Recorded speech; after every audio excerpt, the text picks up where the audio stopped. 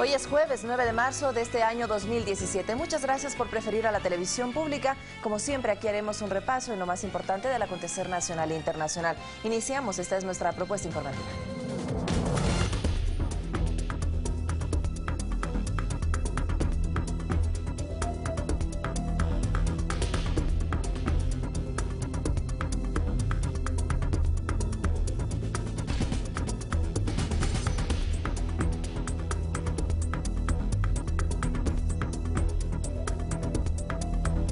Por todas nuestras luchas, así fue denominada la marcha de este 8 de marzo. Cientos de personas recordaron dos hechos determinantes para la historia: el aporte de la mujer en la sociedad y el feriado bancario de 1999.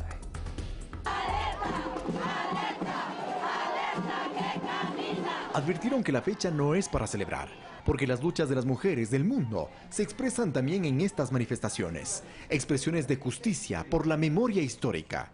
Mi solidaridad para aquellas compañeras mujeres que han muerto luchando. Por ello se concentraron en el Parque del Arbolito, en la capital de los ecuatorianos, y llegaron desde distintas partes del país para ser partícipes de lo que sería el juicio popular para los responsables del feriado bancario.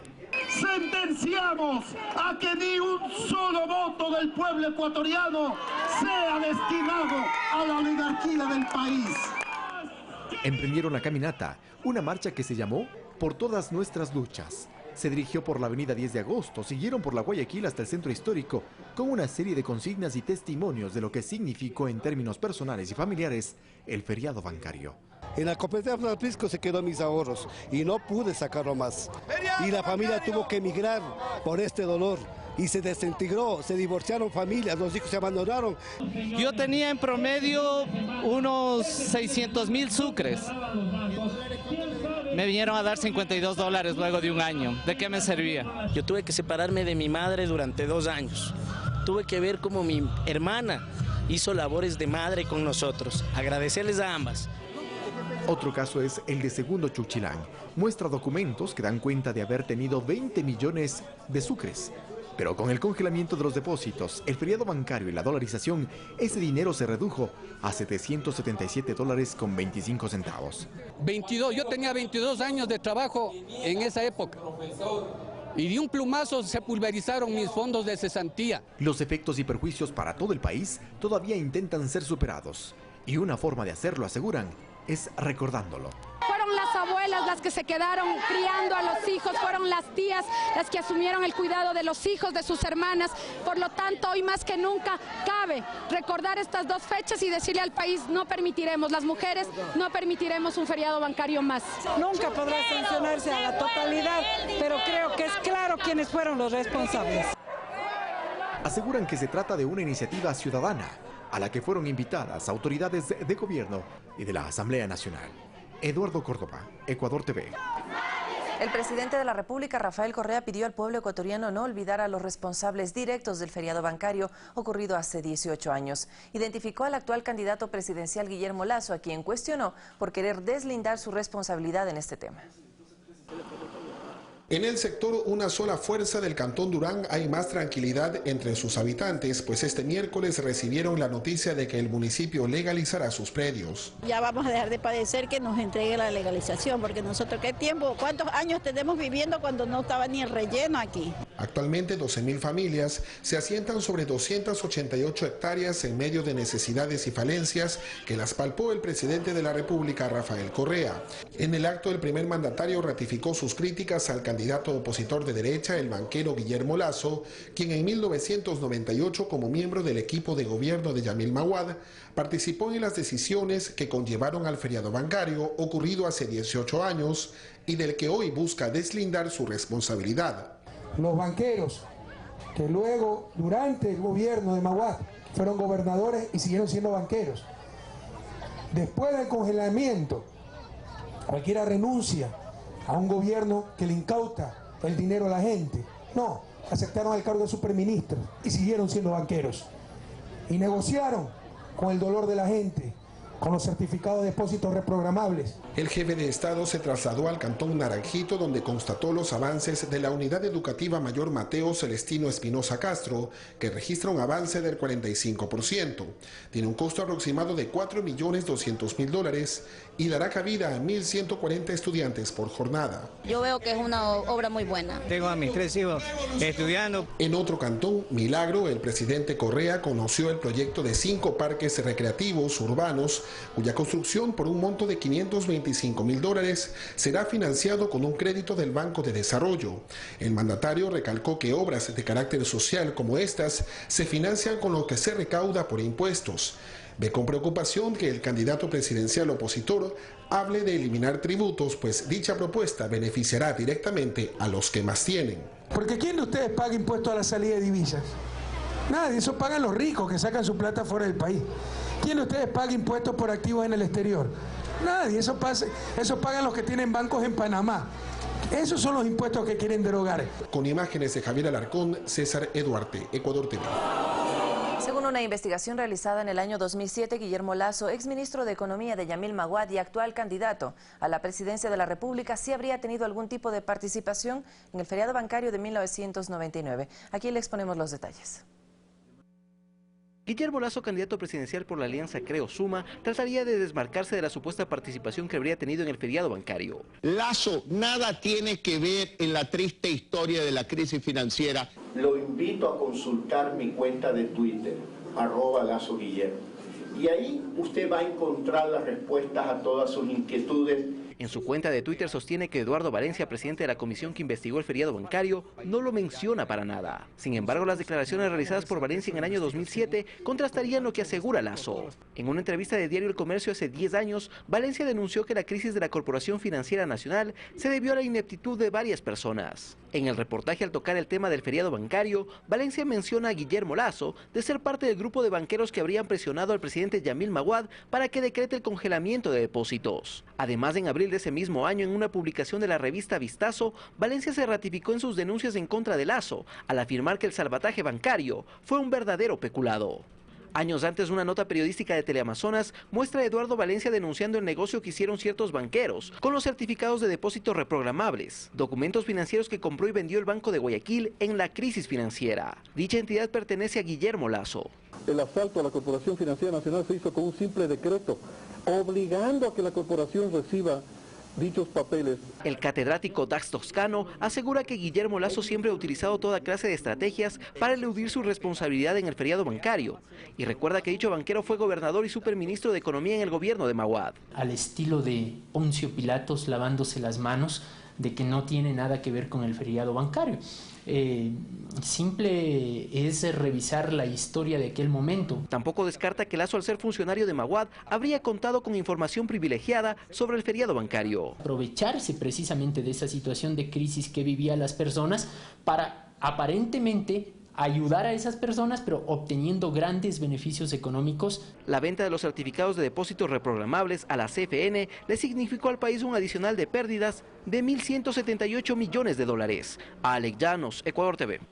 18 años después del inicio de la peor crisis financiera del país, como es catalogado el feriado bancario, la deuda producida a miles de ecuatorianos no ha sido saldada. Se estima que aproximadamente 3 millones de compatriotas migraron luego del congelamiento de sus ahorros y la quiebra de cientos de empresas.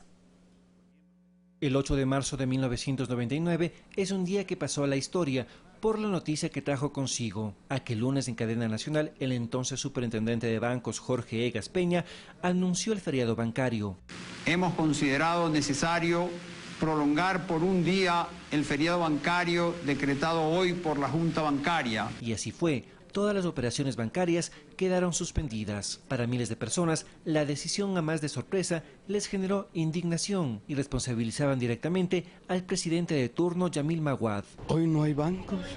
Imposible, me está tomando el pelo. Es desconcertante porque no se sabe absolutamente nada qué es lo que está sucediendo. Estamos en un caos bárbaro, yo no sé, este Maguad nos tiene fregado. El feriado bancario no fue suficiente y por eso después vino el congelamiento de fondos, es decir que miles de clientes no podían recibir sus ahorros por un plazo que dispuso el gobierno, llegando al resultado en algunos casos a perder todo su dinero y en otros a recibir menos de lo que les pertenecía.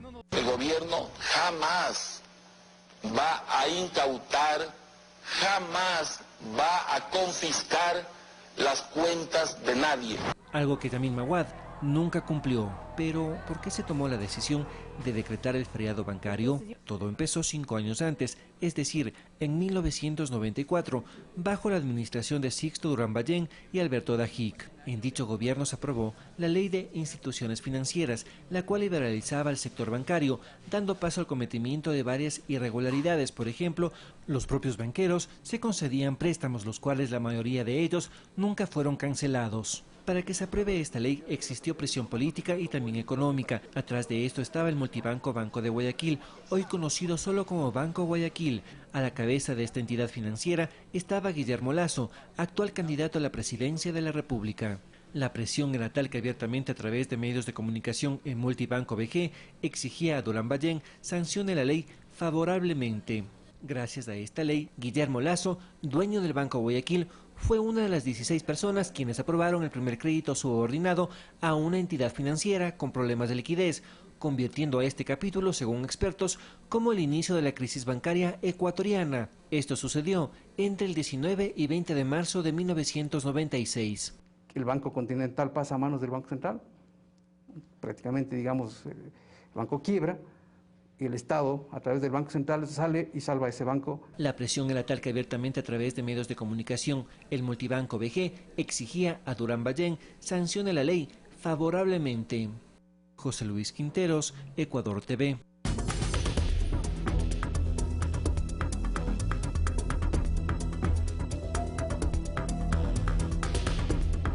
Cuando yo llegué, mi marido había sabido trabajar en una plantación de kiwis. Y entonces, hasta yo conseguí trabajo, fui allá igual que él. Y entonces a mí me pusieron a coger los kiwis. Cogía los kiwis bien duro porque llovía, mis lágrimas, mi cara se lavaba con las lágrimas, con el aguacero. Cuando ya pasa todo el tema del feriado bancario, yo me convierto, digamos, mi esposo y yo, porque ya estaba casada, nos convertimos en esas personas donde llegaba mucho migrante, amigos de la vecina, de la comadre, amigos de familiares y de amigos en común, que nos pedían que por favor fuéramos a Barcelona, al aeropuerto, a recoger a los amigos que llegaban, que por favor les ayudáramos a buscar piso, que por favor temas de salud, o sea, entonces empezamos, fueron 2 años muy duros, fue 99 y 2000. La situación de la migración en nuestro cantón es muy elevada. Tenemos un decrecimiento poblacional muy alto, ya que por motivos del feriado bancario, todos los padres de familia tuvieron que emigrar más a Estados Unidos y a España. Es algo muy preocupante de que en nuestro cantón los jóvenes buscan ese anhelo de estar algún día con los padres.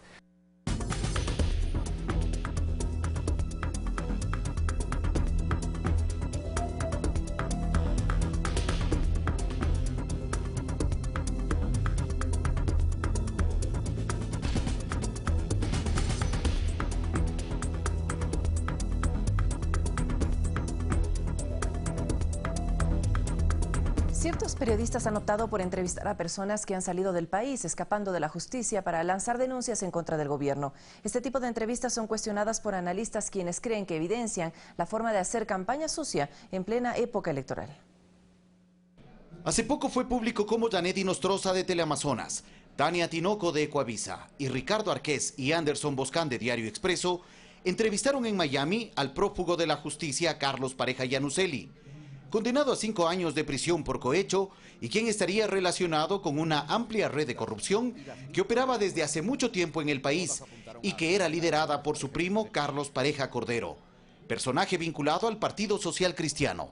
Y pareciera, desgraciadamente, por cómo se han ido conduciendo en el caso Yanuseli las entrevistas, con muy poco rigor periodístico. Han sido entrevistas en donde se ha denunciado y pareciera por el formato que han sido pactadas, y uno puede pactar entrevistas, pero en casos en los que se hace un uso político tan peligroso como en el actual, es algo muy delicado y rompe con cualquier tipo de neutralidad, con cualquier tipo de imparcialidad, pero sobre todo con la rigurosidad periodística.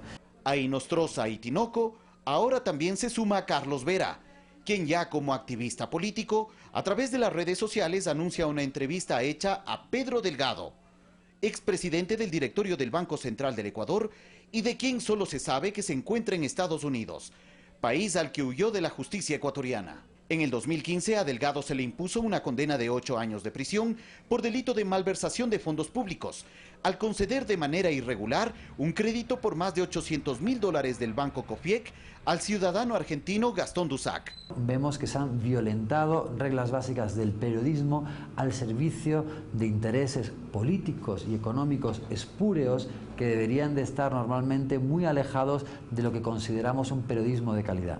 En medio de esto, las autoridades ecuatorianas recuerdan que a pesar de los reiterados pedidos, Estados Unidos, país donde se encuentran varios de los prófugos de la justicia, no ha colaborado en el proceso de extradición de los mismos. Pedimos asimismo que se aceleren los trámites para la devolución de los prófugos huidos en los Estados Unidos. Los hermanos William y Roberto Isaías Dazum, Carlos Pareja Yanuseli, Pedro Delgado y Damil Maguad son varios ejemplos de personas que han sido condenadas por delitos cometidos en Ecuador y que hoy se encuentran en Estados Unidos. Fabricio Ceballos, Ecuador TV. A través de su cuenta de Twitter, el presidente Rafael Correa cuestionó cómo actores políticos de derecha y ciertos periodistas utilizan a prófugos de la justicia para desprestigiar al gobierno nacional. Sigue la desesperación de la derecha y sus periodistas deshonestos. Ahora entrevistan a otro prófugo, Pedro Delgado. Lo único que demuestran es que los corruptos están con ellos y tienen terror de una victoria de la revolución, porque no quedarán en la impunidad. Primero dijeron que los muertos votarían. ¿Dónde están? Luego dijeron que cartillas de capacitación eran la prueba del fraude. Ahora dicen que se rompió la cadena de custodia. Es decir, el fraude ya estaba hecho. Pero, ¿acaso no argumentaban que la supuesta demora en el conteo era porque se estaba haciendo fraude? Aunque sea para mentir, pónganse de acuerdo o aprendan a perder con dignidad. Y a estos insultos a nuestra inteligencia le da pábulo la prensa corrupta. Están desesperados. Venceremos. Juan Falconi Puig, actual embajador de Ecuador ante la Organización Mundial de Comercio y ex superintendente de bancos, reitera que una entrevista concedida este lunes al canal Teleamazonas fue manipulada. En su calidad de ex superintendente de bancos, Juan Falconi Puig fue entrevistado vía telefónica por Teleamazonas el pasado lunes. Sus declaraciones incluso sirvieron para un titular en el informativo de dicho medio de comunicación. El ex superintendente de bancos, Juan Falconi Puig, es quien rechazó las declaraciones que lo involucran en el feriado bancario. Señaló que el candidato a la presidencia, Guillermo Lasso, no participó en el feriado bancario ni en el congelamiento de fondos de la banca cerrada. Pero Guillermo Lasso, a su criterio, ¿tuvo participación en el feriado bancario? O sea, participación oficial, que firme o no firme nada, evidentemente no la tuvo, porque yo no conozco que la haya tenido firmando, pero él era un banquero como muchos otros. Le ponen un titular ahí en Teleamazonas relacionado con Guillermo Lasso, no tenía por qué tener ningún titular. Y es que a criterio de Falconi Puig, sus declaraciones habrían sido manipuladas y sacadas de contexto.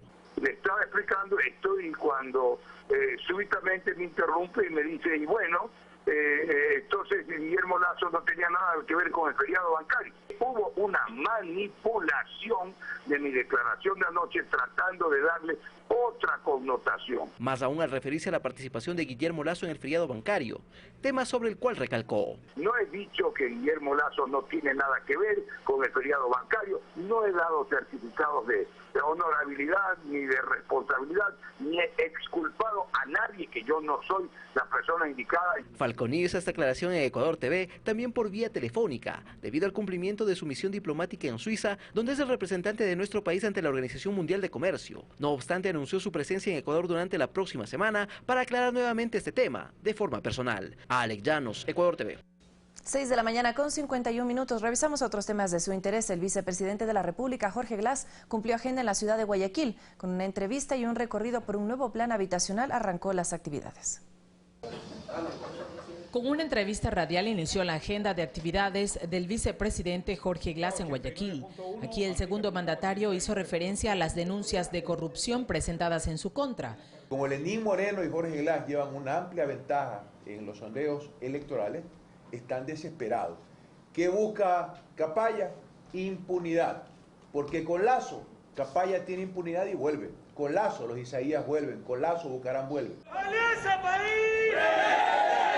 Seguido de esto se trasladó hasta el sector del Fortín al noroeste de la urbe, donde se construyen 306 viviendas de interés prioritario a través del crédito CFN Construye, con la entrega de $6.4 millones para la constructora Etinar. CFN acepta de arranque tener una cobertura de garantías menor, cosa que muchas veces no es factible de hacer, pero nosotros creemos que es nuestro compromiso como banca de desarrollo tomar un nivel de garantías menor y eso ha hecho que se viabilice. Una de las primeras beneficiarias es Mariela Merino. En el Día de la Mujer recibió de manos del segundo mandatario de forma simbólica y física su casa propia. Junto con mi hija vamos a disfrutar este hermoso lugar. Jorge Glass, candidato a la reelección vicepresidencial, destacó que este sector ha sido olvidado por décadas y que con este tipo de proyectos se aporta a la reducción del déficit habitacional, pues la urbanización Residencias del Fortín tan solo es uno de los 41 proyectos que se edifican en 14 ciudades del Ecuador. Aquí hay un promotor privado, hay una empresa Etinar que ha decidido, felicito a la empresa, que ha decidido apostar por este tipo de desarrollo inmobiliario, que con el apoyo de la banca pública muy estructuradamente, muy planificadamente puede hacer realidad tremendo proyecto inmobiliario en medio del Fortín. Guadalupe Ayoví, Ecuador TV.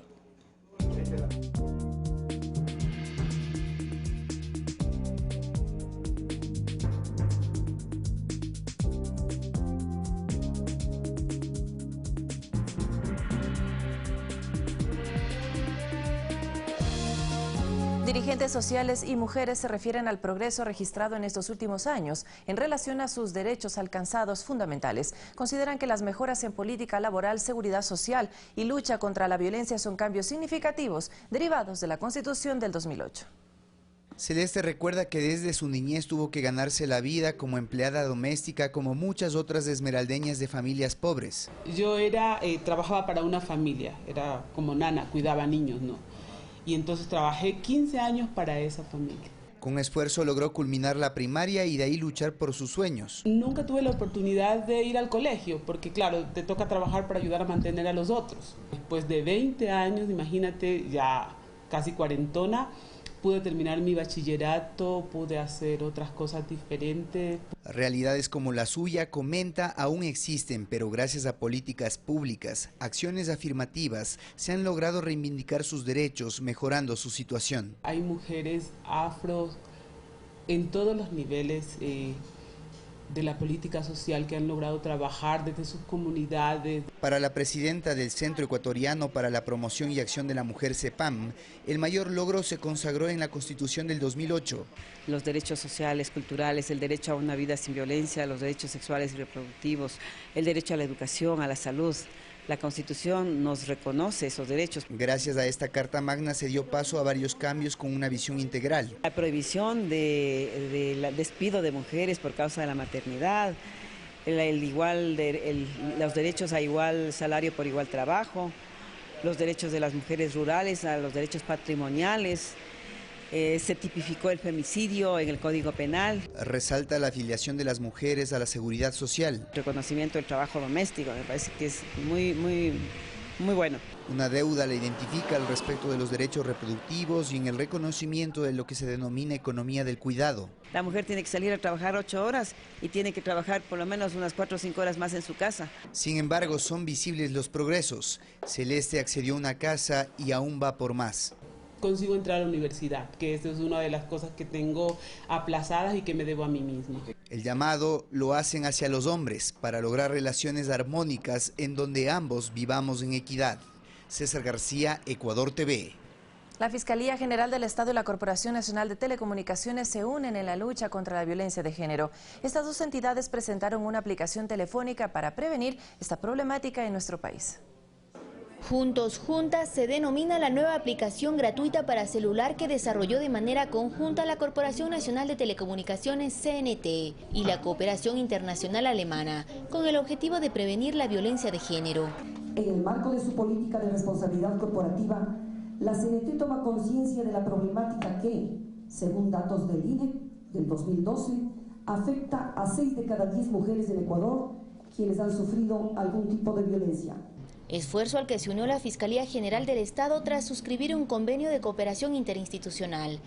El aporte de la Fiscalía General del Estado en la aplicación de Juntos se dirige justamente a otorgar información clave para reducir esa ruta crítica de acceso a la justicia por parte de las víctimas, acercándolas, por lo tanto, a nuestros servicios a los ciudadanos. Según señaló su titular Galo Chiriboga, con la tipificación del femicidio y el permanente monitoreo de los operadores de justicia, en 31 meses de vigencia de este tipo penal, la Fiscalía investigó 176 noticias de femicidio, en el que 180 mujeres fueron víctimas. La respuesta de la persecución del delito alcanza una efectividad del 67.04%, que ha implicado 46 sentencias condenatorias.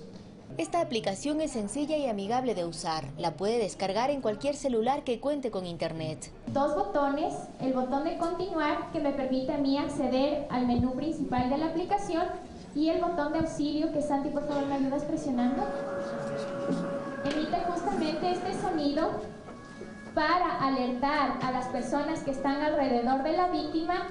A través de esta aplicación también se podrá llamar al ECU 911 y solicitar socorro. Olga Velasco, Ecuador TV.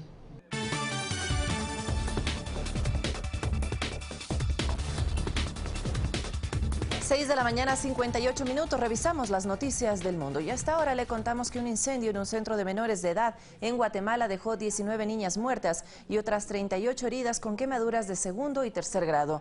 Las llamas fueron propiciadas por las internas cuando quemaban colchones en protesta por los abusos físicos que reciben. Un centenar de personas se concentran en los exteriores del albergue Virgen de la Asunción y entre lágrimas y súplicas exigen a las autoridades una respuesta sobre la seguridad del centro. Los médicos forenses realizan los procesos de identificación de las víctimas para entregar los cadáveres a sus familiares.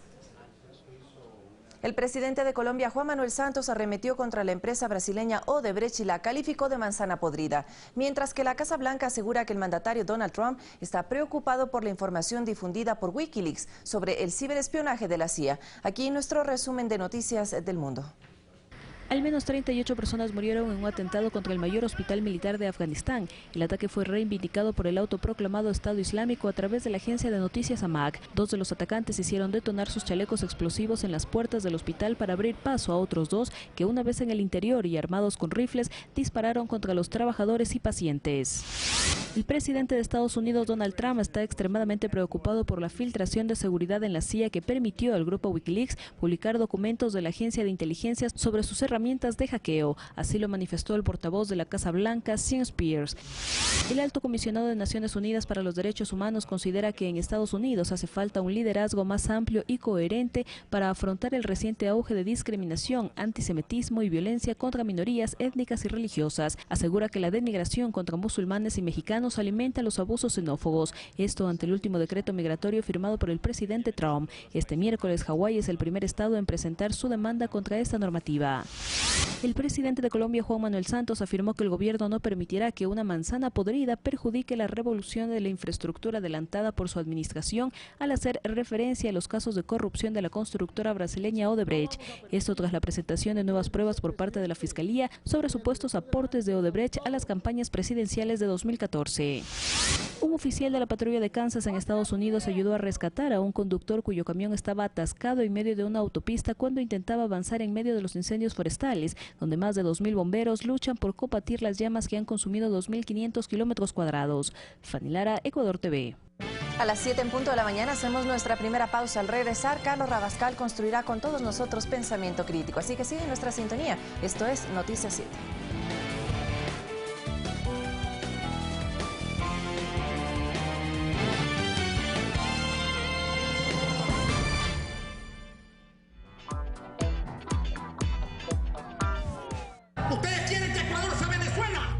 sino otra cosa que el modelo venezolano.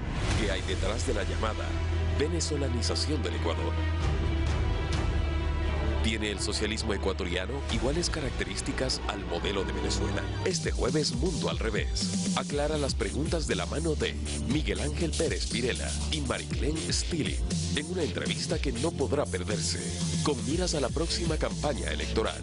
Mundo al Revés, hoy, 22:15.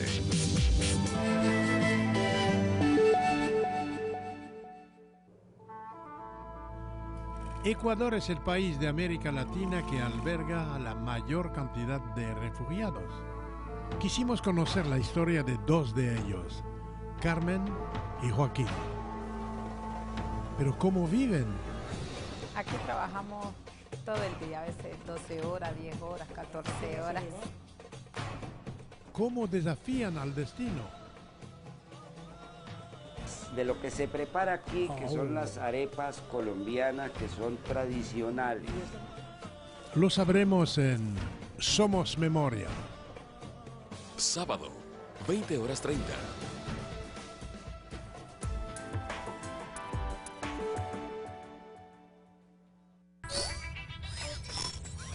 Hola, soy Giovanna Tassi, tu micrófono, masilla vacía igual la cabina, de lunes a viernes por Radio Pública de Ecuador de 8 a 10 de la mañana.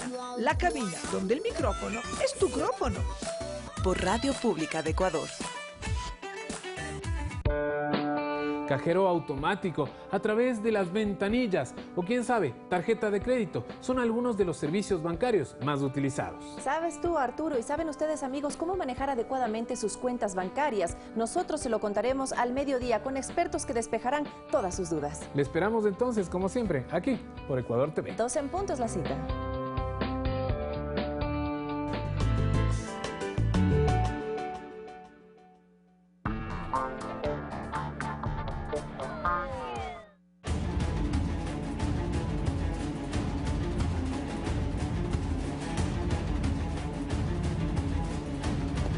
Muy buenos días, amigos televidentes, bienvenidos a Pensamiento Crítico en este día jueves 9 de marzo. El día de hoy haremos más análisis sobre las propuestas de los candidatos desde la óptica económica. Para eso hemos invitado a Juan Pablo Jaramillo, un joven profesional, ingeniero comercial con maestrías en economía y muy activo, por cierto, en las redes sociales y en su blog sobre los análisis y las propuestas de los candidatos de la óptica de la economía y desde la óptica del desarrollo, que es fundamental.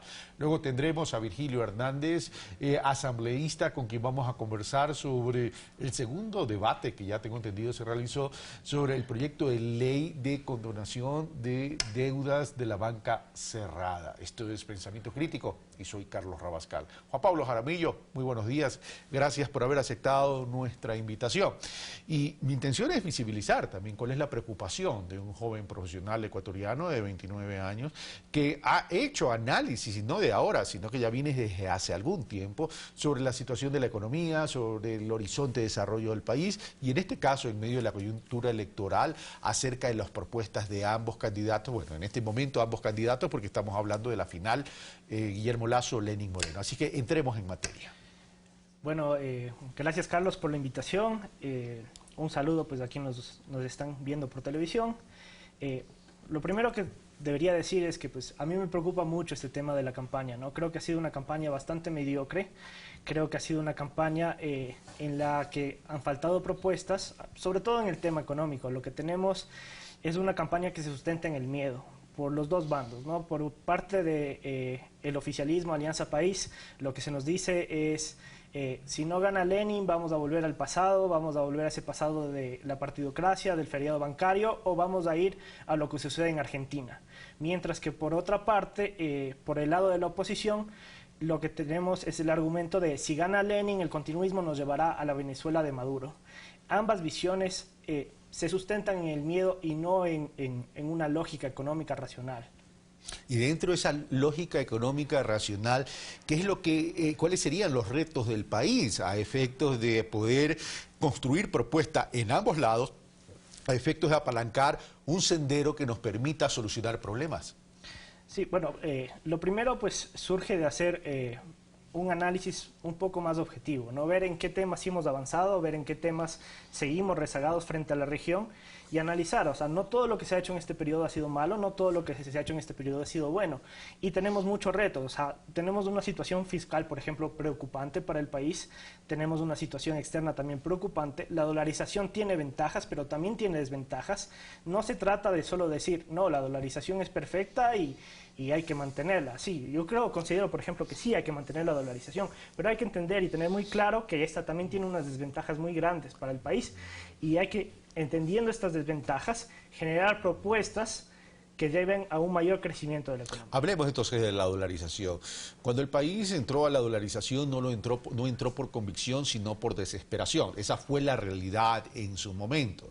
Pero la dolarización, si bien es una moneda dura, al no ser nosotros emisor del dólar, teníamos que hacer un trabajo. Y teníamos que trabajar en productividad y en competitividad. No solo para ser competitivos en el sector externo de la economía, sino también para ser muy eficientes al interior y generar un crecimiento endógeno para evitar contingencias exógenas. En ese sentido, las propuestas de los candidatos tienen uno que propone apertura comercial, es decir, prácticamente libre comercio, exportaciones e importaciones, una apertura comercial. Nuestros productos se pueden ver afectados por falta de competitividad, sobre todo en términos de calidad y precio, mientras la otra propuesta dice vamos a volver los ojos al campo, al sector agropecuario, vamos a trabajar con los jóvenes, etcétera. Sí, bueno, el problema de la dolarización es que si bien mantiene baja la inflación y ese es su principal beneficio, pues permite también planificar en temas de endeudamiento, el problema es un tema externo, ¿no? Evidentemente, pues cuando el dólar, por ejemplo, se revalúa, nosotros perdemos competitividad. Evidentemente, lo que tenemos que nosotros tratar de hacer es compensar con competitividad sistémica. Competitividad sistémica es una serie de políticas en educación, políticas en infraestructura, políticas en fomento a las exportaciones, cambio de la matriz productiva, pero un cambio de la matriz productiva que no se base simplemente en decir me voy a cerrar al comercio, no, es una inserción inteligente en el comercio. Un poco el problema de los últimos 10 años es que la industria ha tenido cierto crecimiento, pero ese crecimiento ha estado basado en el proteccionismo. No tenemos una oferta exportable competitiva a nivel manufacturero, por ejemplo. Entonces, no existen propuestas a nivel económico de decir, listo, ¿cómo vamos a hacer para seguir diversificando la cantidad de productos, sobre todo en el área manufacturera? ¿Y cómo vamos a hacer que estos sean competitivos a nivel internacional? En este caso, por ejemplo, podríamos dar incentivos y decir, bueno, vamos a bajar el impuesto a la renta a las empresas que exporten bienes manufacturados en función de la cantidad que estos exporten, ¿no? Una empresa, por ejemplo, que exporta el 10% de su producción en bienes manufacturados debería tener una reducción del impuesto a la renta del 10%. Una empresa que solo exporta bienes manufacturados al exterior debería tener, si es que llega al 100%, una reducción del 100% en el impuesto a la renta. Porque lo que queremos es atraer divisas y cambiar al mismo tiempo la matriz productiva. De esa forma podríamos mantener la dolarización e insertarnos de una forma inteligente en la economía global. Lo que pasa es que en los mercados internacionales, por ejemplo, es de doble vía. Es decir, una cosa es lo que yo pueda vender en el sector externo y otra cosa también es lo que yo pueda comprar. Pero en las relaciones comerciales, así como me pueden dar ciertas ventajas para que entres mi producto, me van a pedir el mismo tratamiento para los productos de ellos. Entonces, en esta inserción en el mercado internacional también habría que ser inteligente, porque tú mismo lo dices, es decir, lo que nos importa es que ingresen más divisas de lo que salgan. Si yo le pongo mucha agua a esta taza o mucho café, estoy tomando café por si acaso, mucho café a esta taza se va a rebosar. Significa que sobrepasé mi capacidad de cobertura. Y eso puede pasar en ese sentido en el dólar. Es decir, entonces, ¿cómo proteger la dolarización? Que si bien uno de los principales beneficios es mantener tasas de inflación baja, nos ha permitido planificar y mantener una capacidad adquisitiva no solo en los sectores empresariales, sino fundamentalmente en la base social y en la clase media. Sí, correcto. El tema es que efectivamente tienen que entrar más divisas de las que salen, pero la visión de simplemente restringir las importaciones no está funcionando. Tenemos que cambiar de visión. Por ejemplo, Ecuador recientemente se insertó en un tratado comercial con Europa. Eso nos genera muchísimas limitaciones para seguir imponiendo, por ejemplo, esta estrategia de las salvaguardas. Entonces, evidentemente la estrategia tiene que cambiar. Yo no veo una posición de ninguno de los dos candidatos, porque el candidato Lazo lo que nos dice es, sí, vamos a abrirnos al mundo, pero ¿cómo vamos a hacer para tener exportaciones más competitivas a nivel global? Es que esa es la clave, Juan Pablo. Primero hablando de las salvaguardias, acuérdate que es temporal el tema, en mayo tienen que desaparecer y no por ninguno de los candidatos, sino porque así estaba previsto.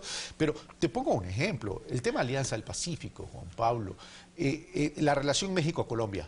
Colombia exporta $1.000 millones, no llega ni a los 1.000 millones, pero cerca de los 1.000 millones. México le exporta a Colombia 6.000 millones. Entonces, vemos que hay asimetrías en ese sentido. Es decir, no solo es cuestión de hablar que vamos a exportar, sino que tenemos que cuidar nuestra balanza comercial. Ahora, pasemos al tema de la balanza de pagos, donde tú dices la situación fiscal es preocupante. ¿Cómo resolver el tema de la balanza de pago? Entendiéndose que la balanza de pago va más allá de la suma y resta aritmética de las relaciones comerciales. ¿Cómo solucionar entonces el tema de la balanza de pagos cuando hay una presión fiscal por el componente de deuda de corto plazo y porque necesitamos además más deuda para poder operar el Estado? Sí, bueno, evidentemente el problema de la deuda no es tanto su monto, ¿no? Es su plazo y sus tasas de interés. Entonces, en este sentido, lo que tenemos que buscar es tratar un poco de diversificar estas fuentes de financiamiento. Por otra parte, yo insisto que el tema de las exportaciones, darle ese impulso a las exportaciones, darles incentivos fiscales muy fuertes a las exportaciones, es importante para el tema de la balanza de pagos y para generar crecimiento económico en el país. Esto no es lo que se ha hecho. Lo que se ha hecho es tener una visión proteccionista y solo de crecimiento endógeno, que es muy limitado. Ecuador es un país extremadamente pequeño que debería explotar la potencialidad que tiene en el mercado externo. Ok, estamos hablando entonces del sector externo. Ahora vamos al tema de las propuestas sobre generación de empleo, que es un eje central en ambas candidaturas o en ambas propuestas. Evidentemente, el Ecuador, producto de la disminución del precio del petróleo, o no solo de los precios del petróleo, sino de los commodities en general, más la apreciación del dólar, más la devaluación de Colombia y Perú, entró en un proceso de recesión con una camisa de fuerza media complicada, por eso que tuvo que adoptar ciertas medidas, pero la recesión es una realidad. El presidente de la República dice estamos revirtiendo la curva, pero no hemos salido del todo y el proceso todavía da para algunos trimestres y a lo mejor algunos años más, algún tiempo más. En ese sentido ha habido afectación del empleo en el Ecuador, producto de lo que ya he mencionado. ¿Cómo? Primero, recuperar el empleo adecuado que sí se vio afectado y dos, ¿cómo hacer que migre del empleo inadecuado al empleo adecuado? ¿Las propuestas de los candidatos satisfacen esas interrogantes? No, las propuestas de los candidatos es un discurso elaborado que se lo repite una y otra vez. Entonces decimos 1 millón de empleos en 4 años o decimos 250.000 empleos en los 2 primeros años y no tomamos en cuenta el entorno en el que estamos inmersos.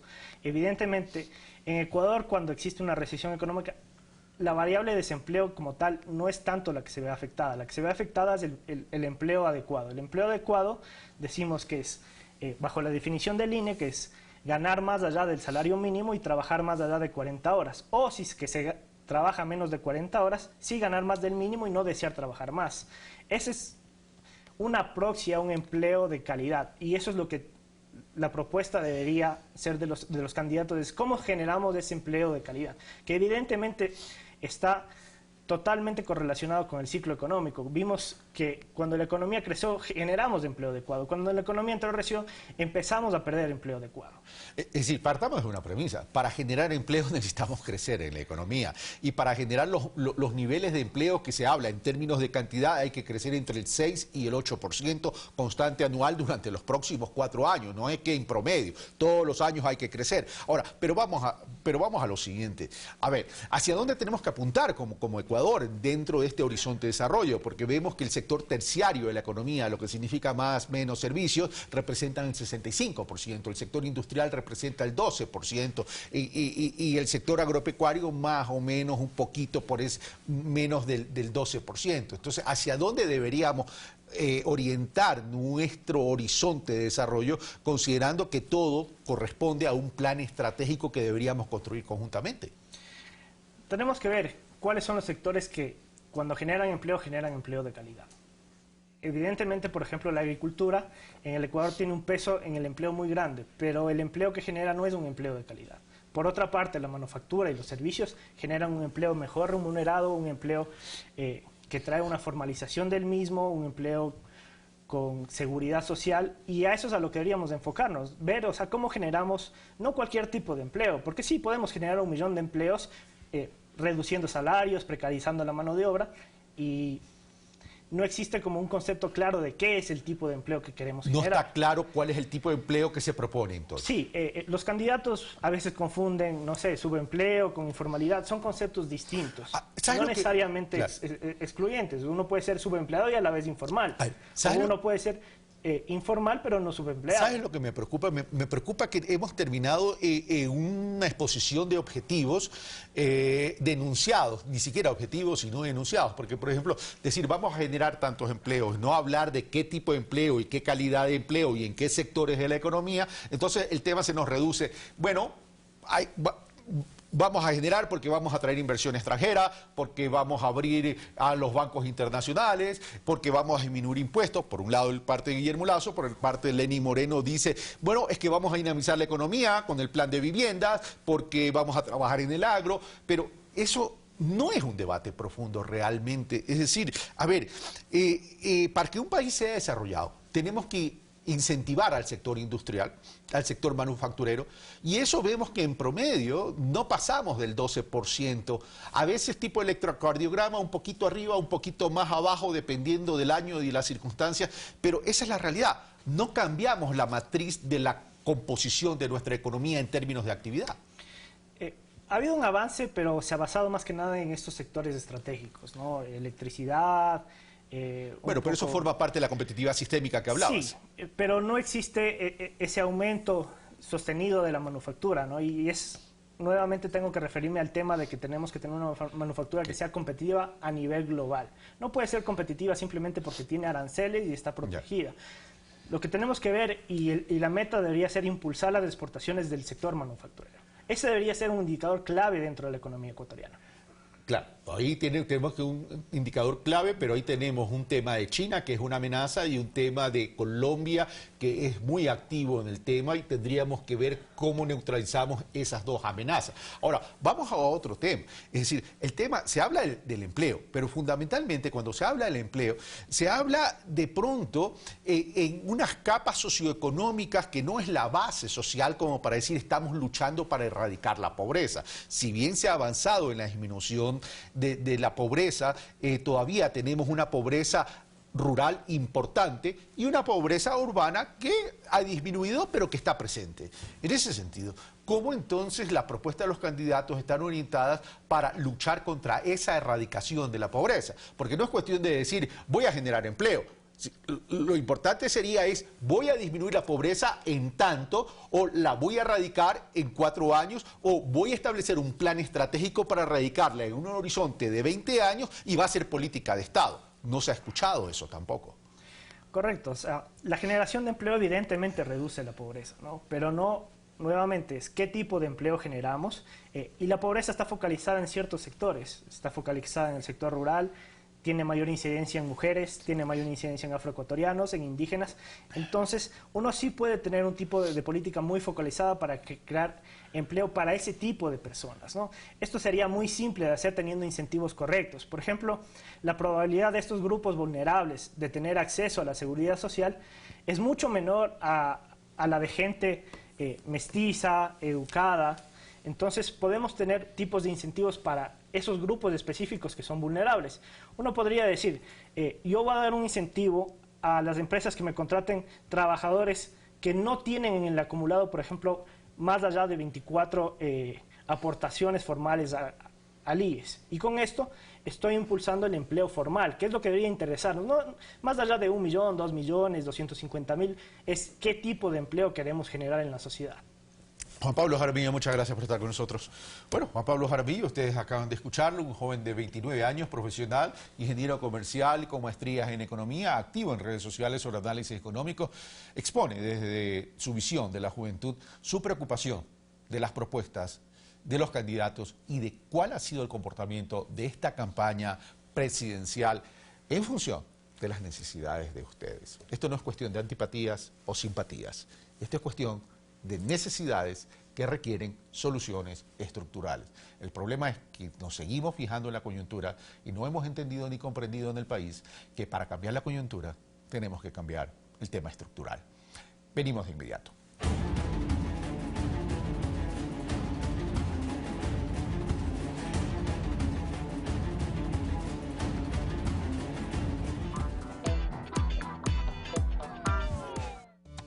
Esta semana en Próxima Parada, un bolón de verde con salsa de ostión y pangora en Calceta.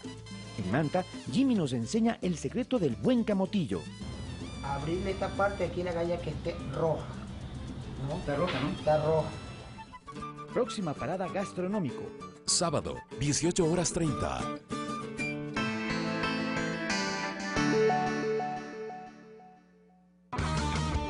Forma parte del ejército vencedor del Cenepa.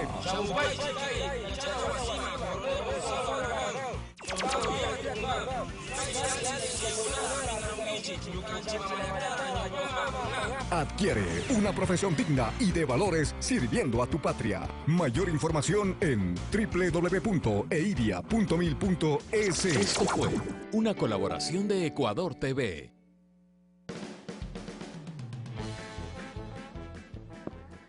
A la voz del carnaval, todo el mundo se levanta, todo el mundo se levanta, qué bonito es carnaval. De Contrabando, hoy, 22 horas.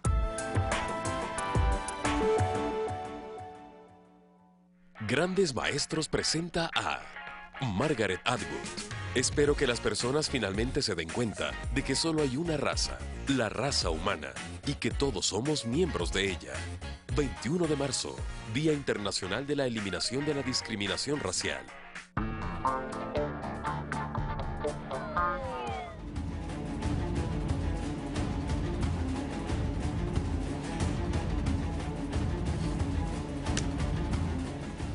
Continuamos, ya está Virgilio Hernández, asambleísta, como lo había anunciado en la introducción a Pensamiento Crítico, y vamos a conversar sobre este proyecto de ley sobre reestructuración de deudas, y digo proyecto de ley porque todavía no está aprobado del todo, no solamente tiene que ser aprobado por el conjunto de su asamblea, sino que después tendrá que ser enviado al Ejecutivo.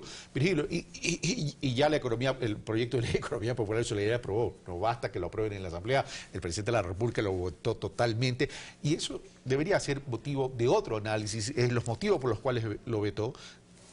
La ley no fue bien construida, pero bueno, ese es tema de otro análisis. Vamos, Virgilio, qué gusto tenerte acá en el Pensamiento Crítico. Sí, y a los tiempos. Yo sé que me hablaste de la oreja, que no te he invitado hace tiempo.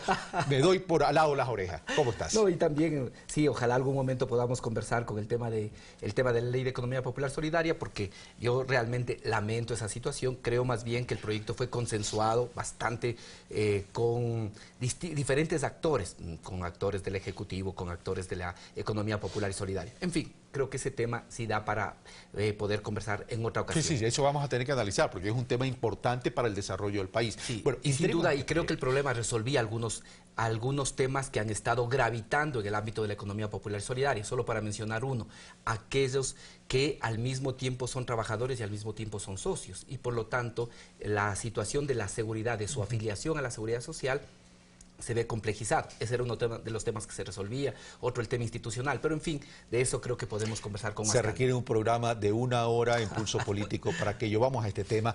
Tuve la oportunidad de recibir a María Elsa Viteri y a Cecilia Bozano, representantes de los deudores de buena fe, y una de sus principales preocupaciones es que si bien en este gobierno se les dio la apertura para resolver el tema, la ley que se había implementado o las normativas que se habían implementado, su aplicación no había sido bien interpretada ni ejecutada sobre todo por el Banco Central del Ecuador. Virgilio Hernández. Sí, a ver, creo que la ley del 2014 cumplió un papel, estableció y permitió que se liquiden las deudas de los pequeños deudores, también permitió que se resuelva el problema de los bienes permitió a más de 500 personas que puedan recalcular sus operaciones que habían y que siguen siendo para muchos un calvario de más de 20 años. No olvidemos que todos estos problemas son generados precisamente por la crisis financiera de 1999 y luego por el feriado bancario y la dolarización,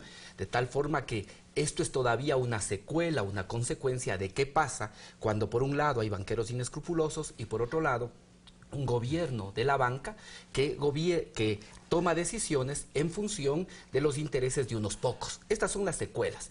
La ley del 2014 cumplió un papel. De su propia aplicación se pueden detectar algunos problemas que se buscan superar con esta normativa. Y me parece que hemos realizado un esfuerzo importante de escuchar, por un lado, a los deudores de buena fe, por otro lado, de interrelación permanente con el Ejecutivo, de tal forma que podamos tener un texto que pretenda resolver ahora sí estos problemas. Vamos al texto con base en los problemas que se habían suscitado. Uno, había un problema en el antes, en la mala práctica de la banca de aquel entonces, y una vez cerrado se pudo detectar que se estaban capitalizando los intereses y por tanto nunca se iba a salir de la deuda.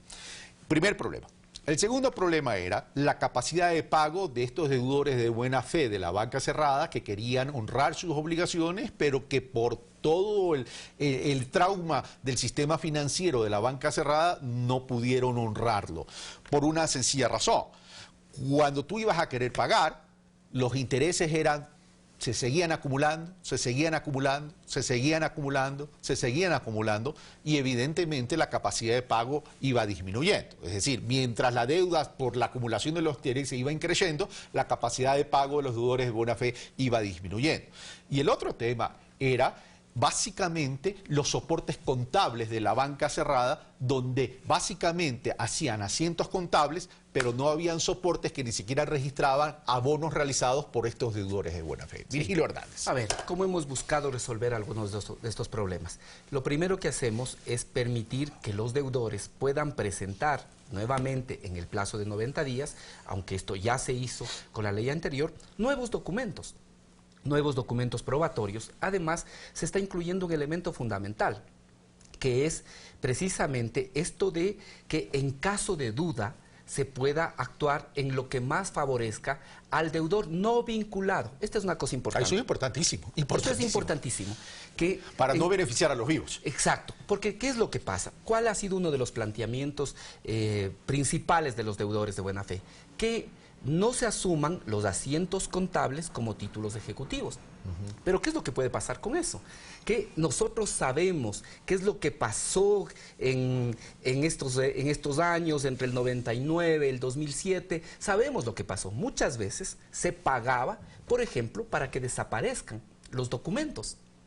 Y si nosotros eliminamos, como ha sido el planteamiento, que se elimine los registros contables y que esos registros, o más bien, que a esos registros contables no se les dé el carácter de título ejecutivo, podríamos beneficiar, sobre todo, a aquellos que se autoprestaron, que fueron corresponsables de la crisis financiera y terminarían siendo beneficiarios de esta ley. Pero se podría establecer un procedimiento, es decir, no eliminar el asiento contable, que habría que probar si el soporte es el adecuado o no el adecuado, con las pruebas de descargos que presenten los clientes.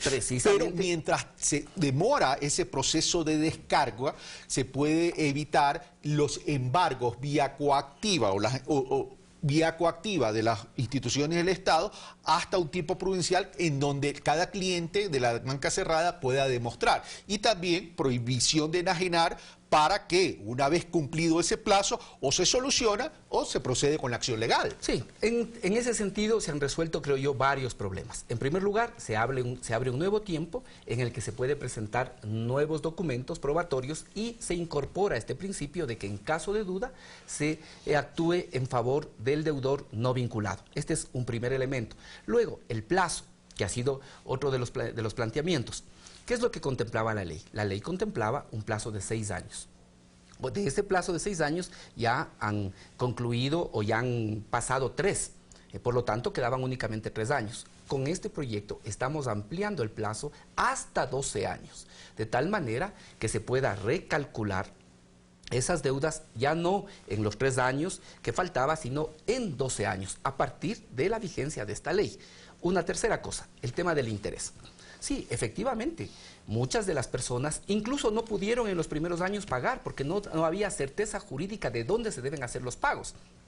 Por lo tanto, ¿qué es lo que hemos resuelto luego de conversar, de analizar, de mirar también los temas con las autoridades respectivas?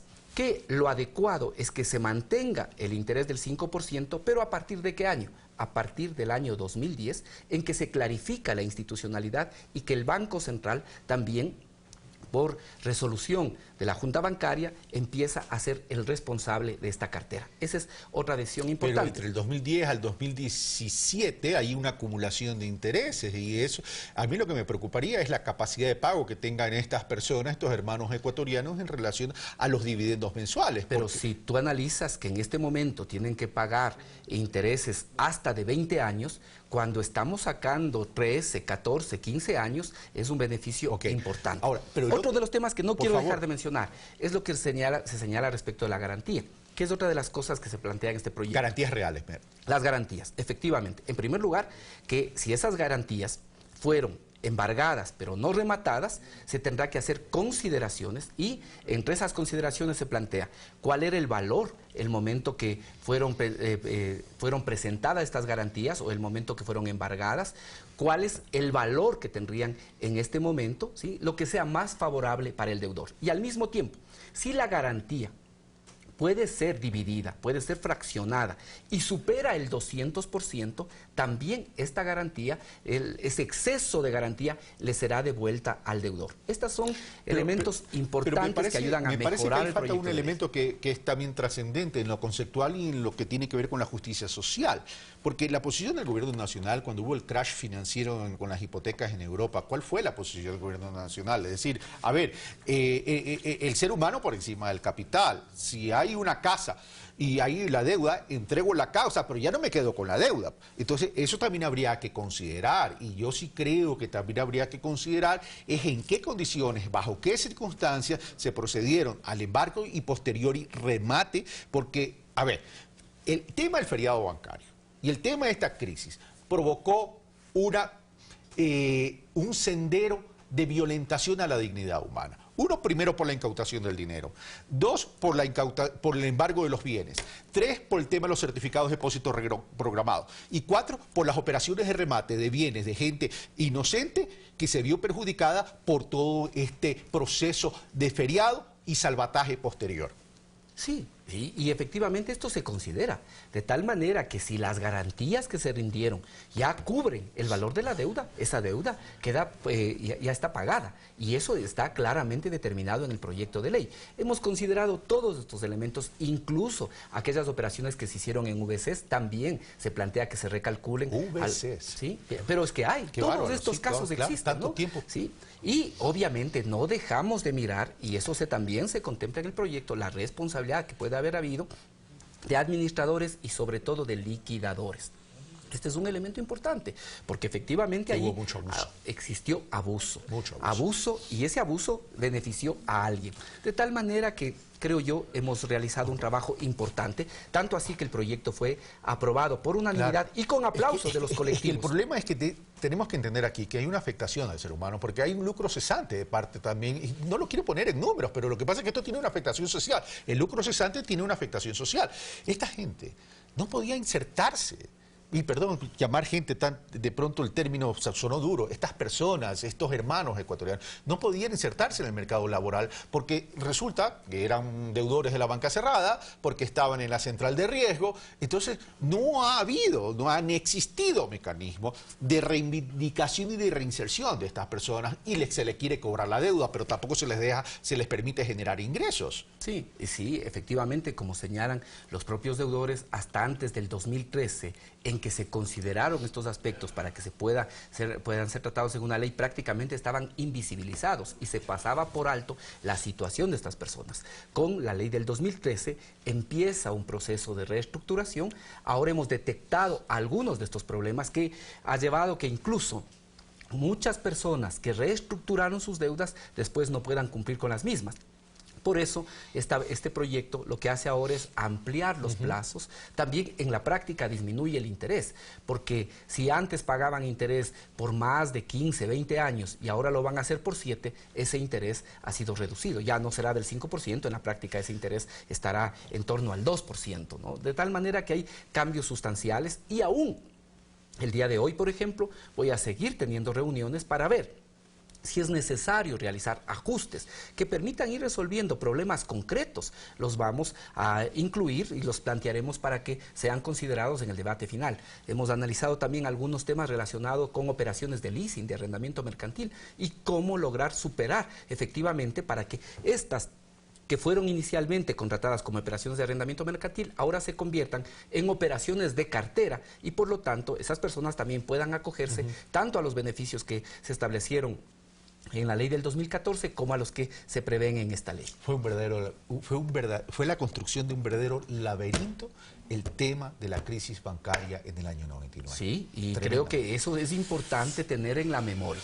Eso es importante tener en la memoria porque no solo que fueron pulverizados los ahorros de todos los ecuatorianos, más de 1 millón de personas salieron del país. El impacto, para ser exacto. ¿sí? Exactamente, el impacto para la economía del país no solo es lo que el Estado perdió, que está calculado en más de 8.000 millones. Es lo que perdió el aparato productivo, que se dice que son otros 8.000 millones. Es lo que perdimos los ahorristas cuando se pulverizaron los ahorros, que es otros 4.000 millones. Le costó al Ecuador 20.000 millones. Eso es importante tener en el presente, en la memoria, para que todos sepamos cómo actúa un gobierno que está en beneficio de la banca, que está compuesto por banqueros, que pierde el interés público en función de intereses particulares. Porque hay un elemento conceptual básico y es el conflicto de interés entre lo que es beneficioso para la sociedad y lo que es beneficioso para un pequeño grupo. ¿Cuántas familias están incursas en este tema de los deudores de buena fe de la banca cerrada? A ver, ahora esto permitiría el recálculo de más o menos de 500 operaciones, pero estamos también haciendo otro cambio importante.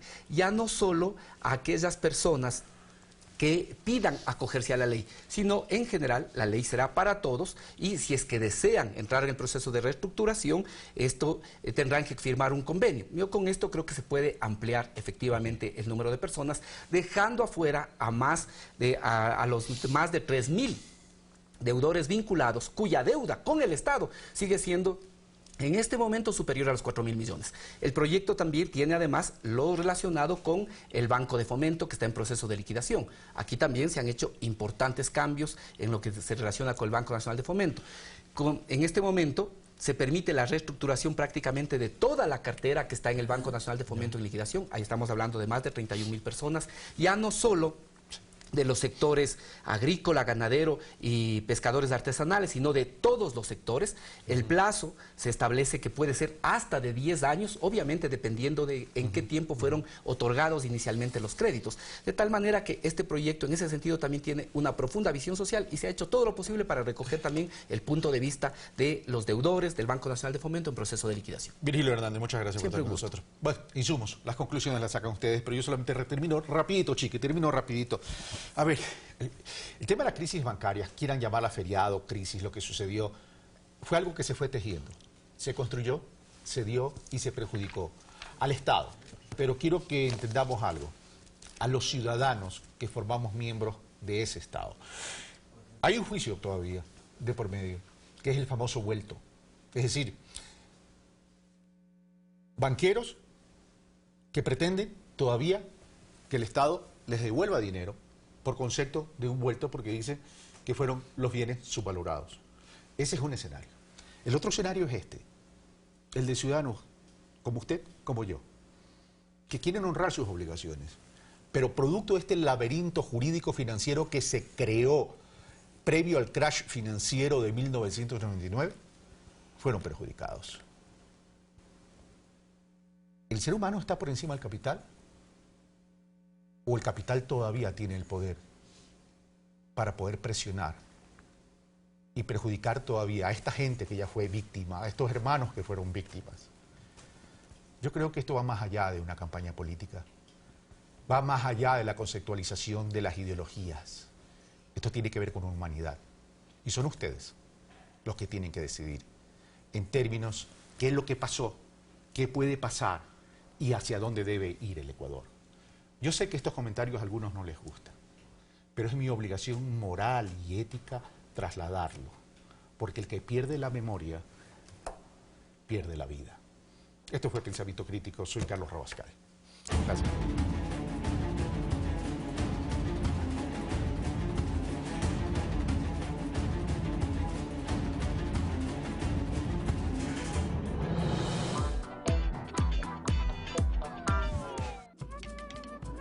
San Joaquín es una pequeña parroquia rural conocida como el Huerto de Cuenca, donde su gente emprendedora ha mantenido intactas sus tradiciones.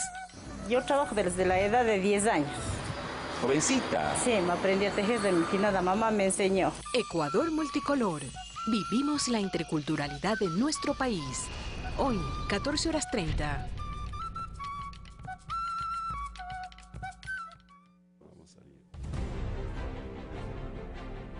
En Ecuador en Movimiento estamos para informarle, para conocer su criterio, para escuchar la opinión de nuestros entrevistados. Les esperamos en nuestras 3 emisiones diarias y en los microinformativos para mantenerles informados todo el día y todos los días. Ecuador en Movimiento. Escúchalo en sus 3 emisiones, 6, 12 y 18 horas, por Radio Pública de Ecuador. Matilde Hidalgo nació en Loja en 1889. En una época complicada para ellas, porque no tenían los mismos derechos que los hombres. Sin embargo, fue la primera ecuatoriana en lograr un doctorado en medicina y la primera mujer en sufragar en Sudamérica. Mujer tenía que ser.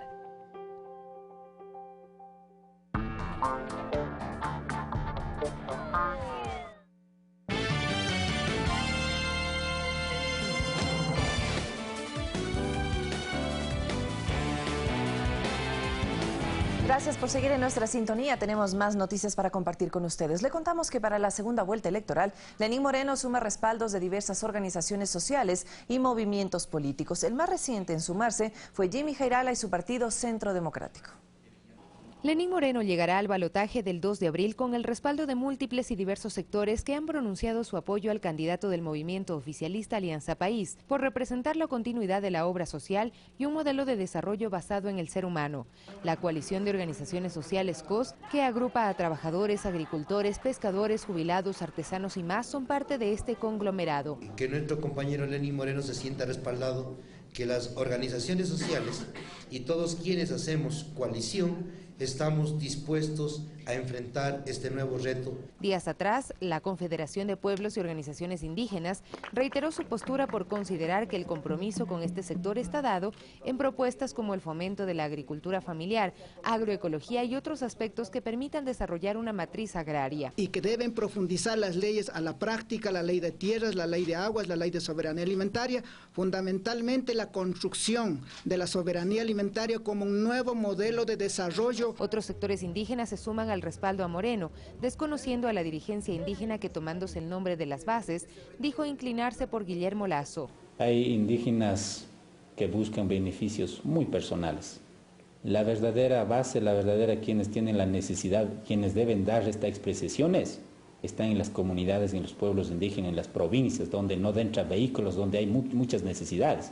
Se trata de 6 organizaciones de la provincia de Napo que proponen buscar mecanismos para la inserción del talento humano de las nacionalidades en la toma de decisiones de la política pública. Nosotros acá como movimiento indígena estamos apoyando hasta las últimas, vamos a seguir luchando. A ello se suma la Confederación de Organizaciones Indígenas de la Amazonía Ecuatoriana, quienes también cuestionan la derechización de cierta dirigencia indígena.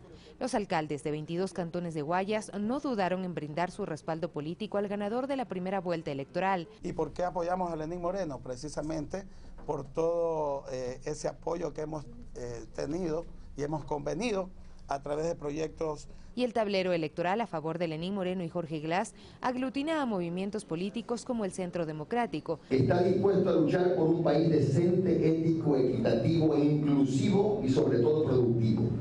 Vamos a apoyar a un hombre que tiene nombre propio, Lenín Moreno. De igual manera, Iván Espinel, ex candidato presidencial por el movimiento Compromiso Social, se manifestó a favor de Moreno. Sofía Montoya, Ecuador TV.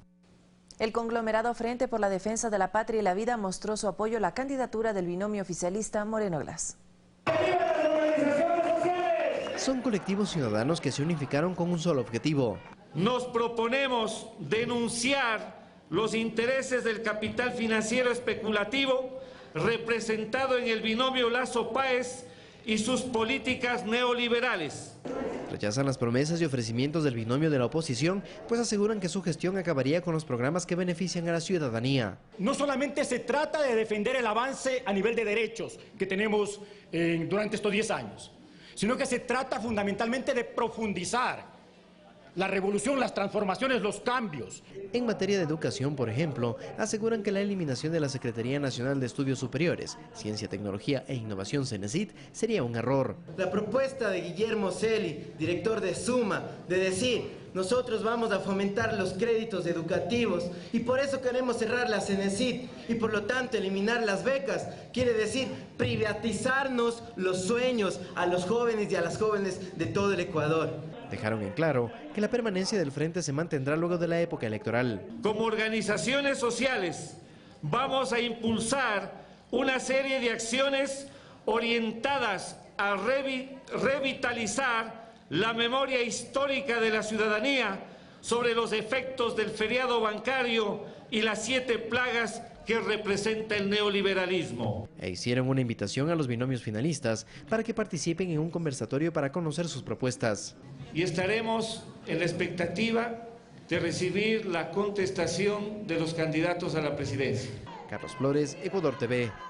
En un video que circula en redes sociales, el candidato de derecha Guillermo Lasso critica a 2 dirigentes indígenas, entre ellos Carlos Pérez Guartambel, quien días atrás dio su respaldo al aspirante presidencial. El presidente de la Ecuarunari, Carlos Pérez Guartambel, días atrás se decidió por el candidato presidencial del derechista Movimiento Creo, Guillermo Lasso, y lo hizo en los siguientes términos. Es preferible un banquero que una dictadura. Lasso agradeció este apoyo. Y tomo las palabras de Carlos Pérez Guartambel, que las agradezco. Sin embargo, en un video que circula en redes sociales, se revela la forma de pensar del banquero sobre Carlos Pérez Guartambel. No, esos extremos no, porque por ejemplo, ustedes no me han preguntado sobre Carlos Pérez Guartambel. ¿No sería natural que yo salga cogido de la mano en una manifestación en homenaje a la unidad de la mano de Carlos Pérez? Y asegura: quizás para ganar una elección, pero no para gobernar. Lasso en el video se refiere a Pérez de manera despectiva, como alguien, y aclara que no podría participar en marchas simulando amistad, discurso que no coincide con el de hace un año, cuando mantenía diálogos con distintos dirigentes indígenas en busca de alianzas. Comienzo expresando una vez más mi respeto a los pueblos y nacionalidades indígenas del Ecuador. De igual manera, en el video, Guillermo Lasso también menciona a Salvador Quispe, prefecto de Zamora Chinchipe y dirigente del movimiento Pachacutic. Con todo respeto a Carlos Pérez Guartambel y a Salvador Quispe, yo no participo de muchas ideas de ellos y ellos no de las mías. En agosto pasado, Lasso y Quispe se reunieron en busca de un posible apoyo. Me alegra escuchar a Guillermo su voluntad para hacer las consultas previas vinculantes. Voluntad que actualmente a puertas de una segunda vuelta electoral no coincidiría. Reconstruir un espacio de unidad en ese caso, quizás para ganar una elección, pero no para gobernar. José Luis Quinteros, Ecuador TV. Un grupo de indígenas y montubios niega que las bases respalden a Guillermo Lasso. Consideran que sus dirigentes tienen intereses personales para hacerlo. Las bases del movimiento indígena y la Federación Nacional de Trabajadores Agroindustriales, Campesinos e Indígenas Libres del Ecuador, FENACLE, tienen clara su posición frente a la segunda vuelta electoral. Los líderes indígenas de Chimborazo consideran una arbitrariedad de los dirigentes como Carlos Pérez Guartambel, cuyo apoyo ya puso en conocimiento del candidato Lasso. Que eso es una mentira y jamás han consultado a las bases y rechazamos totalmente que ese respaldo es inválido. Días atrás, Luis Alvarado, a nombre del pueblo montubio, declaró también estar a favor del aspirante del movimiento Creo. Sostienen que dichas afirmaciones no significan la voz de sus organizaciones campesinas en la costa ecuatoriana. Nosotros no queremos el pasado, por eso aquí estamos todas las organizaciones sociales del pueblo montubio del Ecuador, rechazando lo que el señor Luis Alvarado ha dicho en una rueda de prensa. No estamos representados por él. Ambos grupos ratifican total respaldo a la propuesta del binomio Moreno-Glass, planes de gobierno que, según dicen, apuntan a la equidad y justicias social, laboral y agrícola legítimas. con la clase de agricultores, comerciantes, la clase más desposeídas. Y por eso hemos visto la propuesta de Lenín Moreno es viable en nuestro país. Los montubios no estamos con el imperio, no estamos con los representantes de la quiebra de los bancos, del feriado bancario. El apoyo total, 100%, al compañero Lenín Moreno y su binomio Jorge Glass. Están aquí firmes y conscientes de que el único camino para seguir transformando la patria ha sido y será la revolución ciudadana. Con lo que son cada vez más las organizaciones y gremios que confirman el respaldo a la continuidad del proyecto político de la lista 35. Mirta Carrillo, Ecuador TV. Y el Consejo Nacional Electoral inició un proceso de talleres con la Policía Nacional y con las Fuerzas Armadas para definir la función que estas instituciones desempeñarán durante los procesos electorales. Un taller desarrollado en la Comandancia de Policía en el cual el presidente del CNE, Juan Pablo Pozo, explicó que a pesar de lo que algunos actores políticos y ahora militares cesados tratan de posicionar, la cadena de custodia y las funciones constitucionales de la Policía y Fuerzas Armadas se cumplieron a cabalidad.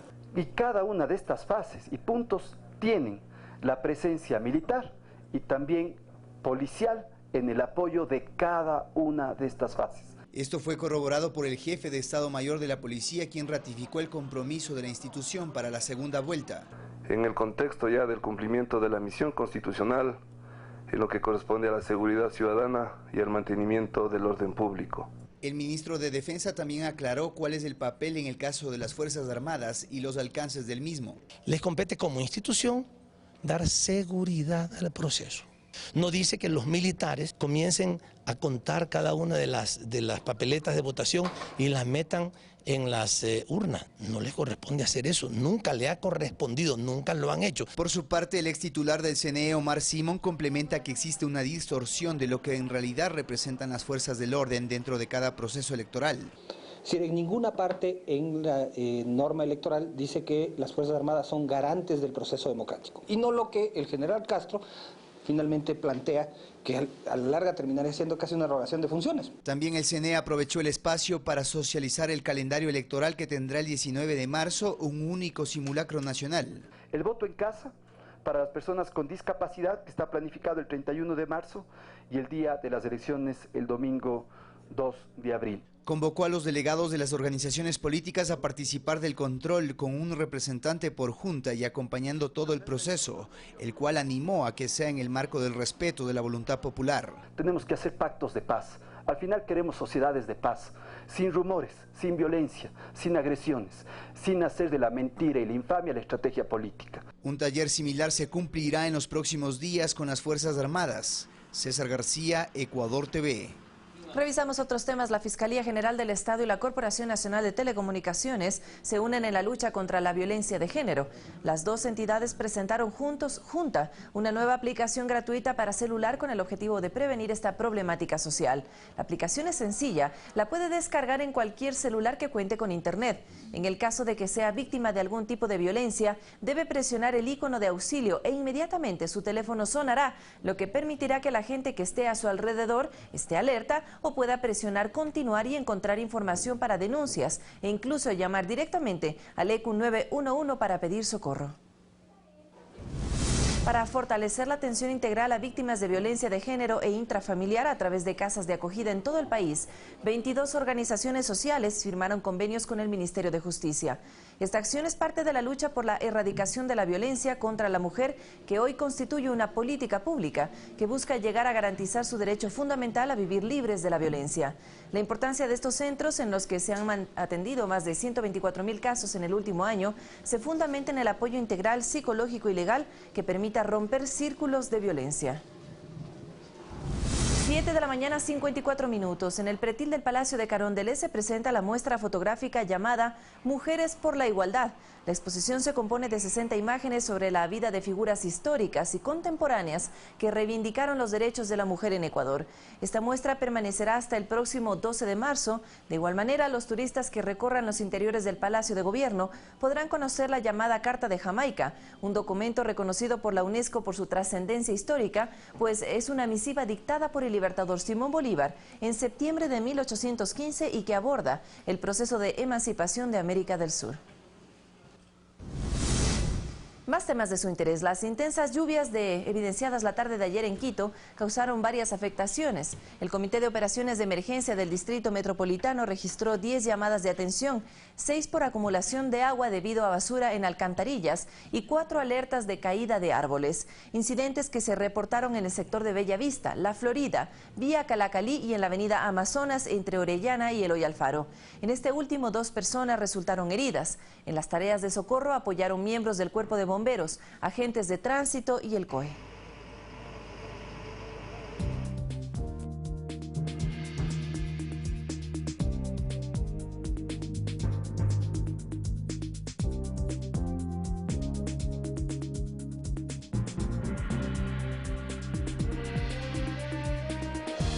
Dirigentes sociales y mujeres se refieren al progreso registrado en estos últimos años en relación a sus derechos fundamentales. Consideran que las mejoras en política laboral, seguridad social y lucha contra la violencia son cambios significativos derivados de la Constitución de 2008. Celeste recuerda que desde su niñez tuvo que ganarse la vida como empleada doméstica como muchas otras esmeraldeñas de familias pobres. Yo trabajaba para una familia, era como nana, cuidaba niños, ¿no? Y entonces trabajé 15 años para esa familia. Con esfuerzo logró culminar la primaria y de ahí luchar por sus sueños. Nunca tuve la oportunidad de ir al colegio, porque claro, te toca trabajar para ayudar a mantener a los otros. Después de 20 años, imagínate, ya casi cuarentona, pude terminar mi bachillerato, pude hacer otras cosas diferentes. Realidades como la suya, comenta, aún existen, pero gracias a políticas públicas, acciones afirmativas, se han logrado reivindicar sus derechos, mejorando su situación. Hay mujeres afro en todos los niveles de la política social que han logrado trabajar desde sus comunidades. Para la presidenta del Centro Ecuatoriano para la Promoción y Acción de la Mujer, CEPAM, el mayor logro se consagró en la Constitución del 2008. Los derechos sociales, culturales, el derecho a una vida sin violencia, los derechos sexuales y reproductivos, el derecho a la educación, a la salud. La Constitución nos reconoce esos derechos. Gracias a esta Carta Magna se dio paso a varios cambios con una visión integral. La prohibición del despido de mujeres por causa de la maternidad, los derechos a igual salario por igual trabajo, los derechos de las mujeres rurales, a los derechos patrimoniales. Se tipificó el femicidio en el Código Penal. Resalta la afiliación de las mujeres a la seguridad social. Reconocimiento del trabajo doméstico, me parece que es muy bueno. Una deuda la identifica al respecto de los derechos reproductivos y en el reconocimiento de lo que se denomina economía del cuidado. La mujer tiene que salir a trabajar 8 horas y tiene que trabajar por lo menos unas 4 o 5 horas más en su casa. Sin embargo, son visibles los progresos. Celeste accedió a una casa y aún va por más. Consigo entrar a la universidad, que esa es una de las cosas que tengo aplazadas y que me debo a mí misma. El llamado lo hacen hacia los hombres para lograr relaciones armónicas en donde ambos vivamos en equidad. César García, Ecuador TV.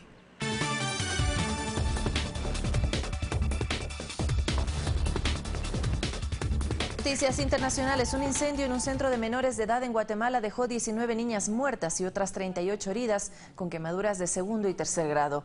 Las llamas fueron propiciadas por las internas cuando quemaban colchones en protesta por los abusos físicos que recibían. Un centenar de personas se concentran en los exteriores del albergue Virgen de la Asunción y entre lágrimas exigen a las autoridades una respuesta sobre la seguridad del centro. Los médicos forenses realizan los procesos de identificación de las víctimas para entregar los cadáveres a sus familiares. El presidente de Colombia, Juan Manuel Santos, arremetió contra la empresa brasileña Odebrecht y la calificó de manzana podrida, mientras que la Casa Blanca asegura que el mandatario Donald Trump está preocupado por la información difundida por Wikileaks sobre el ciberespionaje de la CIA. Aquí nuestro resumen de Noticias del Mundo. Al menos 38 personas murieron en un atentado contra el mayor hospital militar de Afganistán. El ataque fue reivindicado por el autoproclamado Estado Islámico a través de la agencia de noticias Amaq. 2 de los atacantes hicieron detonar sus chalecos explosivos en las puertas del hospital para abrir paso a otros 2 que una vez en el interior y armados con rifles dispararon contra los trabajadores y pacientes. El presidente de Estados Unidos, Donald Trump, está extremadamente preocupado por la filtración de seguridad en la CIA que permitió al grupo Wikileaks publicar documentos de la agencia de inteligencia sobre sus herramientas herramientas de hackeo. Así lo manifestó el portavoz de la Casa Blanca, Sean Spears. El alto comisionado de Naciones Unidas para los Derechos Humanos considera que en Estados Unidos hace falta un liderazgo más amplio y coherente para afrontar el reciente auge de discriminación, antisemitismo y violencia contra minorías étnicas y religiosas. Asegura que la denigración contra musulmanes y mexicanos alimenta los abusos xenófobos. Esto ante el último decreto migratorio firmado por el presidente Trump. Este miércoles, Hawái es el primer estado en presentar su demanda contra esta normativa.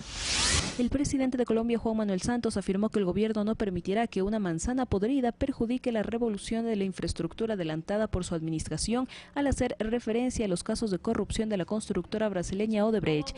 Esto tras la presentación de nuevas pruebas por parte de la Fiscalía sobre supuestos aportes de Odebrecht a las campañas presidenciales de 2014. Un oficial de la patrulla de Kansas en Estados Unidos ayudó a rescatar a un conductor cuyo camión estaba atascado en medio de una autopista cuando intentaba avanzar en medio de los incendios forestales, donde más de 2.000 bomberos luchan por combatir las llamas que han consumido 2.500 kilómetros cuadrados. Fanny Lara, Ecuador TV. 8:01, una hora menos en la región insular. Muchísimas gracias por acompañarnos en este recorrido por lo más importante del acontecer nacional e internacional. Pero Noticias 7 también está en la comunidad. De inmediato, nuestros compañeros en Quito y Guayaquil. Excelente jornada para todos y para todas.